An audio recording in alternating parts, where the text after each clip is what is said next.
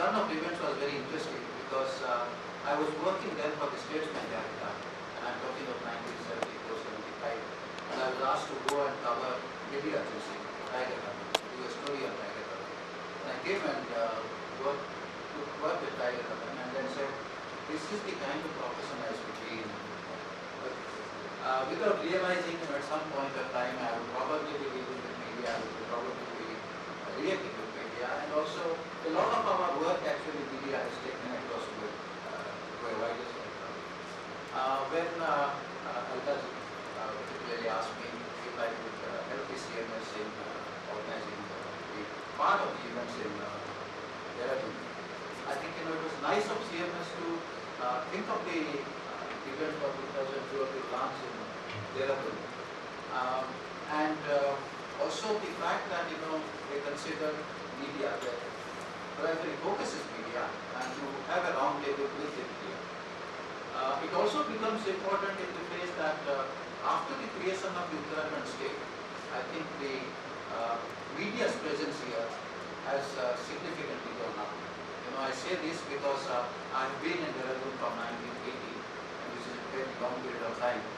And the presentation which I prepared doesn't really say much except a review of the 40 years, how media has looked into the environmental issues. It kind of takes me back to the 1970s, where media actually championed the cause of conservation, and that is the example I am giving in the silent valley. What is silent valley today? The credit was single-handedly to the media that actually set the silent valley. And I think when you look into that, there are probably a lot more cases than that. So when I made the presentation, I call it a curtain raiser presentation because it kind of tells you, what exactly it should have. Can you just do it? And I said the media evolution and the target audience. I think with the target, the media has changed. I think the traditional media has always been print media, because when you get up the first paper, you want to have a cup of tea and print media. And often this debate goes on whether the print media will continue. And listening to Rajiv ji talking about Canada and the print media doesn't exist, it's quite scary. But I don't think at this point of time we are visualizing a scenario of that nature. But also the fact that in the fast changing pace of our lifestyle, we are probably no longer looking at the self-life of things. Yes, soon we look at it and we forget it. But at the same time, I think the self-life, what we talk when we talk about newspaper, magazines or journals and so on, is a different connotation altogether when we move that to radio, when we move that to electronic media, because the time period for which we look at it is probably a few seconds, but the repeatability of that kind of reinforces it again and again. So I think if you look into this, the traditional media from print radio to the emerging media of television, and as Rajiv ji rightly pointed out, the cyberspace, the online journalism, the internet groups and blogs, and all these are looking into different target groups. So I think we are looking into identifying the target groups and what is the message which we are going to make it across. I think today we would probably, as a national state, I think a state which is just beginning to establish itself and make the media's presence felt in the future, and media's role not just in the sphere of environmental issues but also in a lot of other developmental issues. Where is that space we are trying to find it? I think going back to Dr. Rao's statement, if we could take enhance from 1% to 8%, that's actually a very, very, very large ambition. But if we can go somewhere closer to half of that, I think we have made a leap jump. What I just thought, in this 40 years, I first came to Dehradun as a school student in 1969. And I remember we walked from the railway station to IMA, and I remember this scenario then. And this scenario now, which is probably a lot of difference. I said, oh my God, this is not the place I should have been. But at that point of time, I thought, oh, this is the place I should have been. I should be working. And it came true. I worked here for almost 30 years. And I kind of looked into what were the environmental issues which made an impact to the citizenry, triggered by the media. And the list is quite a lot. But I thought I would fully take into account those major ones which is actually still being remembered by the citizenry. You know, those who were young then, today they are probably old, but they still remember, okay, this is what media has pointed out. So the list will come out. The next one. Next. The major environmental issues projected by the mass media in Uttarakhand during the last 4 decades. The first one that came into mind is the impact of limestone mining in the dune valley and the surrounds, and exposing the deceptive greening of the Mussoorie hills. I think people will probably go back when Mr. Gandhi wanted to visit the Mussoorie hills were made painted green just to say, okay, should we stop? And the resultant creation of the Eco Task Force. You know, today the Eco Task Force is often quoted as something and making the Mussoorie Valley green. And today the Eco Task Force is still very much in existence, and probably they made the area considerably green. But I think, you know, this is where the media has played an extremely important role, not just to make the local people know, but also the nation know about it. The next most important thing which the media has taken, not nationally but internationally, you know, is the Chipko movement, which is something which started. Sunatal Naji is known across the, not just in the nation but in the globe. But also the Chipko movement as a means of taking the conservation issues to a far wider spectrum, almost like feeling the pulse of the nation. I think that is another thing, you know, which no one can take that credit away from the media. And the third one, the pros and cons of the Choudhary Dam. You know, we are talking about a whole lot of dams that is going to come out of this country, in the state. The plan of the development is based on river valley projects, and a whole lot of dams that are going to come up. And I think when people talk about dams, often they go back, Choudhary Dam, which created such a large water body, and what impact it is going to have. And I think, you know, there the media has brought up into the fore not just the Choudhary Dam, its construction, its environmental and the social impact. I think rehabilitation of houses from Choudhary Dam, how they have been established, whether this nation has done the right thing or wrong thing. I think that's something which comes out. Setting up of the corporate tiger reserve. The first 9 tiger reserves which were set up in the country. Corporate then was not in Uttarakhand, but it was Uttar Pradesh, but it actually brought out into the limelight the focus of tiger conservation. And today, we talk about tiger, you cannot separate corporate from tiger conservation. And to a large extent, you cannot even separate Rajiv Bhattari from tiger conservation. And I think our media friends will agree. I think, you know, and Rajiv Bhattari personally has taken a lot of effort to take corporate not just into the psyche of Uttarakhand, pride of Uttarakhand, but also corporate as a pride of the nation. I think that's how Rajiv what he has done, and that's something which comes out to the fore. And then Uttarakhand is known for its green cover, and the media's role in safeguarding the green cover of the state and repairing forest fire which Rajiv touched upon, and one of the development of a sustainable management plan. Media has constantly harped into the conversation, the forest fire, what are the causes, what we need to be doing now. I think, you know, this is also something which their focus cannot be taken away. Next one. The human-wildlife conflict. Okay, we are proud that we hold one of the best population of elephants.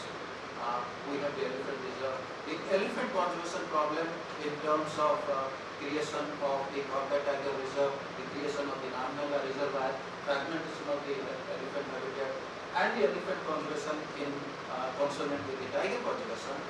But there are also other issues of human-wildlife conflict in terms of human mortality due to elephants, human mortality due to tigers, human mortality due to leopards, and also the issues regarding livelihoods, crop raiding and other damages that are. So I don't think, you know, the media has served from their responsibility of bringing out these issues into the fore. At this point of time, it might appear that the media is just giving action, but media is not motivating climate solutions. But I think that's the first step.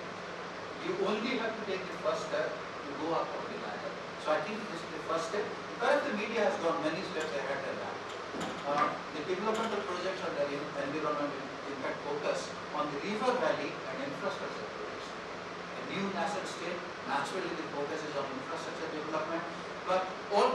documents will leave the impression bad or good, positive impact and as well as negative impact. I think if you open the paper today, any local paper or even the national papers, I think at least you will find 3 or 4 stories about the development of project or the possibility. And that is something which nobody can take away the media's role. I think particularly in the context of Uttarakhand, the infrastructure development and the project proposals and their impacts. The environmental and socio-cultural issues on regulation and control of surface water flow on the Ganges. I think Agarwalji's tried, the Swamiji's tried, and I think all this has been brought out into people.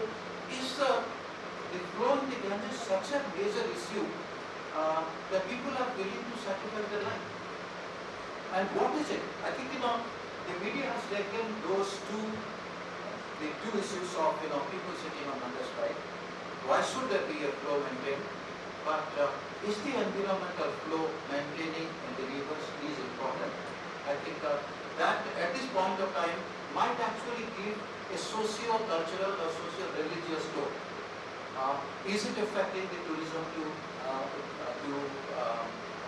Harwar, which is probably a significant income of the state comes out of Harwar, but it is beyond income. It's far beyond that, and I think that the media has projected very, very seriously. Sand and stone mining on riverbeds, are the futures of the riverbeds secure?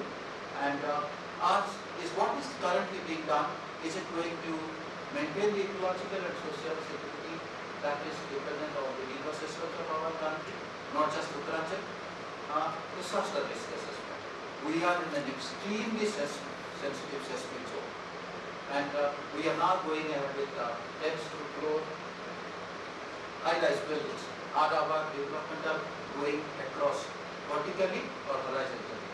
And this seismic fragile Himalayan region, the disaster risk assessment, and how is the state prepared for that?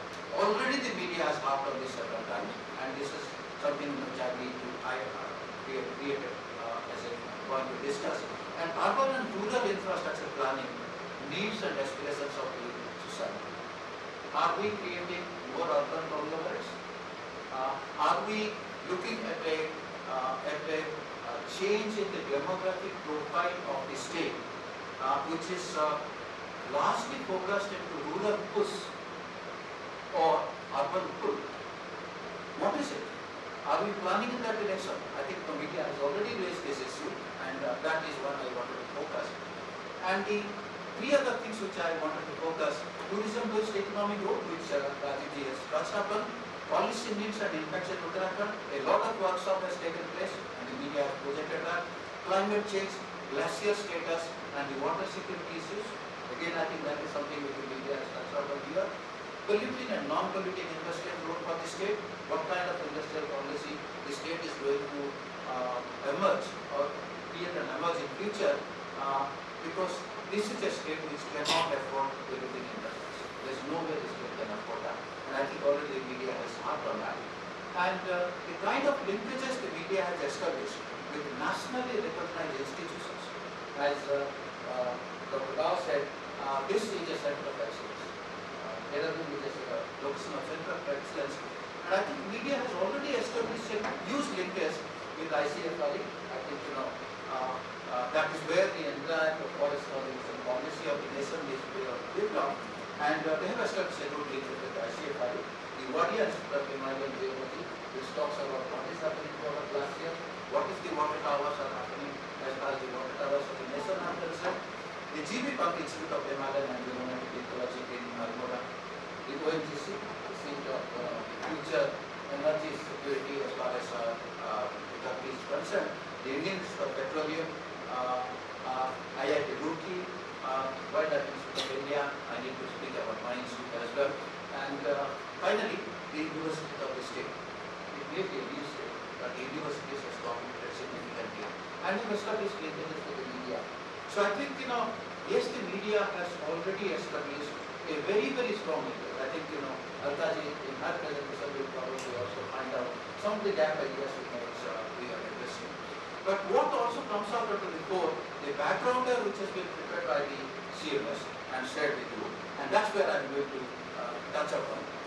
The backgrounder talks about the next one. The CMS backgrounder pointers to the media roundtable needs to be discussed and defended. I said and or defended because when you read the roundtable, it says, the CMS has identified media has not really touched upon the environmental issues. So it says mass media is not concerned with the impact and implications of what is being presented today on the quality of life and value systems. I probably beg to differ, but maybe my colleagues in the media will probably say, yes, there may be a lacuna, but we also join you, beg to differ. The RTI, the spread of internet forum, blogs, are they becoming a major source of information for traditional media and they have replaced the investigative and scoop? I don't think. We are still looking for scoops, we are still looking, but yes, the media, the cyberspace, the blogs, they do provide us a platform to go out. They provide probably opportunities for investigating. Media operations are totally dependent on profit-driven economics, even on environmental issues, maybe on other issues. On environmental issues, I don't think there is any profitability. That's my feeling. Maybe there are others who might disagree with me, and that's something which needs to be discussed. Does media cover environmental issues only when they reach a disaster situation? To some extent, yes. What is a disaster? I think sometimes a disaster is looked at when it becomes acute. A disaster is not recognized as long as it is chronic. And I think, environmental issues often remain in a chronic state and they never reach an acute stage. An acute stage will come if we have a huge cyclone or if you have a huge earthquake and the disaster that is associated with that. Not just the loss of life and other, but the kind of impact it will have. Possibly a kind of disaster we might see if all the rivers were enclosed overnight gets cleared. That might be creating a kind of a disaster scenario. The next one. Environmental reporters reporting are not proactive and are not target oriented. They are proactive, but I don't